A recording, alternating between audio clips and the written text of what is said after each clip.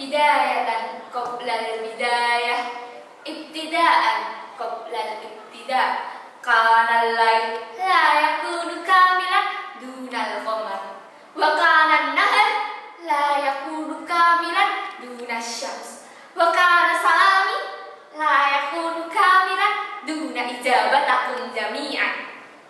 Assalamualaikum warahmatullahi wabarakatuh. Dewan juri yang saya hormati, serta teman-teman yang saya sayangi. Alhamdulillahirabbil alamin. Segala puji bagi Allah yang telah menciptakan kita, memberi kita umur dan kesempatan untuk memperbaiki diri. Salawat serta salam semoga tercurahkan kepada junjungan kita Nabi Muhammad Sallallahu Alaihi Wasallam, kepada keluarganya, para sahabat dan umatnya hingga akhir zaman. Teman-teman yang dirahmati Allah, kita hidup di zaman yang penuh fitnah dan godaan, terutama bagi para pemuda di usia yang penuh energi, keingintahuan dan semangat yang tinggi. Banyak sekali rintangan yang menghadang para pemuda untuk tetap berada di jalan yang lurus. Namun, tahukah kalian, justru pada usia muda inilah Allah Subhanahu wa Ta'ala sangat memudahkan mereka yang mampu menjaga dirinya dalam ketaatan. Rasulullah Shallallahu Alaihi Wasallam bersabda, ada 7 golongan manusia yang akan mendapat naungan Allah pada hari tiada naungan selain naungannya. Salah satunya adalah seorang pemuda yang tumbuh dalam ibadah kepada Rabb-Nya. Hadis riwayat Bukhari dan Muslim. Teman-teman, tahu nggak sih kenapa pemuda termasuk 7 golongan tersebut? Karena menjaga diri dari maksiat dan menjaga dalam istiqomah di usia muda bukanlah hal yang mudah. Keinginan akan kebebasan begitu besar. Maka pemuda yang mampu menundukkan hawa nafsunya dan menjadikan Allah sebagai tujuan hidupnya akan mendapat balasan yang luar biasa dari Allah, yaitu naungan pada hari kiamat di saat tidak ada perlindungan lain.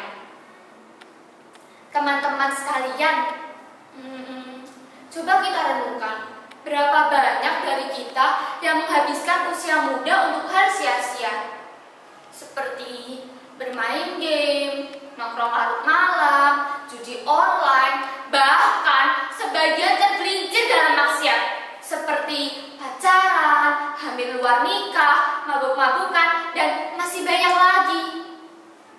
Jangan sampai kita termasuk golongan tersebut ya teman-teman. Na'udzubillahi min dzalik.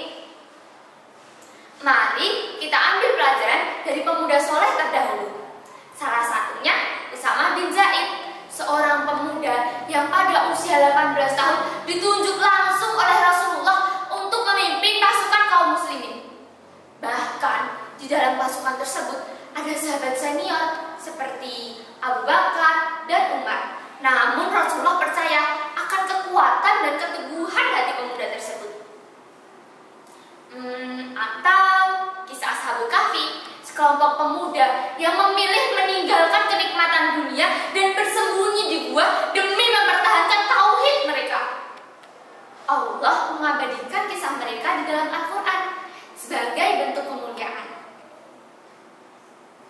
Saudara-saudariku sekalian, terutama kalian para pemuda, jangan sia-siakan masa muda ini. Gunakan masa ini sebagai masa investasi akhirat, bukan masa foya-foya.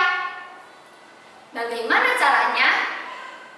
Mulailah dengan yang pertama, menjaga ketaatan kepada Allah dengan memperbaiki ibadah dan menjauhi maksiat. Seperti salat wajib berjamaah, karena pahala sholat berjamaah 27 derajat lebih tinggi daripada sholat sendirian. Yang kedua, mengisi waktu luang dengan hal-hal yang bermanfaat, seperti menuntut ilmu atau mengaji, karena satu huruf di dalam Al-Quran bernilai 10 kebaikan. Yang ketiga, menjauhi pergaulan buruk dan mencari teman yang solih. Misalnya, Islam di sekolah maupun di masyarakat. Jika kita mampu menjaga diri kita di usia muda, insya Allah kita tidak hanya akan mendapat ridhonya di dunia, tetapi juga naungannya di akhirat. Di saat semua makhluk kebingungan dan ketakutan. Teman-teman, Allah menciptakan kita dengan tujuan agar kita beribadah kepadanya. Ini disebutkan di dalam Al-Quran di surat Az-Zariyat ayat 56. A'udzubillahi minasyaitonirrajim. Wa ma khalaqtul jinna wal insa illa liya'budun. Yang artinya, aku tidak menciptakan jin dan manusia, melainkan agar mereka beribadah kepadamu. Mari kita berdoa, semoga Allah menetapkan hati kita dalam iman, memberi kita kekuatan untuk terus istiqomah dan menjadikan para pemuda dan pemudi sebagai cahaya di tengah zaman yang gelap ini. Jalan-jalan ke kota Mekah, ingin sembahyang berlama-lama. Semoga pidato ini membawa